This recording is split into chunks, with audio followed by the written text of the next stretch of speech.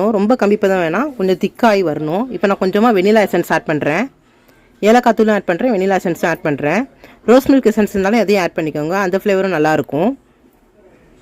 இப்போ மாவை கொஞ்சம் கொஞ்சம் சின்ன சின்ன உருண்டையாக நல்லா எண்ணெயை நம்ம 2 கையிலையும் தடவிட்டு இது மாதிரி சின்ன சின்ன பால்ஸாக உருட்டி எடுத்துக்கலாம், விரிசல் இல்லாமல். இப்போ எண்ணெயாக இல்லாட்டி நெய் அதை ஆட் பண்ணிவிட்டு நல்லா சூடானதும் சின்ன சின்ன பால்ஸ் நம்ம இதில் ஆட் பண்ணிக்கலாம். கொஞ்சம் கொஞ்சமாக பொரிச்சு எடுத்துக்கலாம். ஒரு பக்கம் வெந்ததும் நல்லா திருப்பி திருப்பி விட்டு இது மாதிரி பொன்னிறமாக ஆன வரைக்கும் நம்ம பொரிச்சு எடுத்துக்கலாம். இப்போ இது ட்ரான்ஸ்ஃபர் பண்ணி வச்சுக்கலாம்.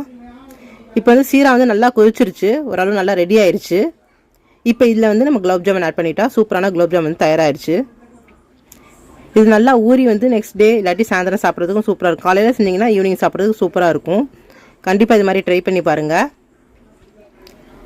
ட்ரை பண்ணி பார்த்து உங்கள் ஃபீட்பேக்கை மறக்காமல் தெரியப்படுத்துங்க. சேனலை சப்ஸ்கிரைப் பண்ண மறந்துடாதீங்க.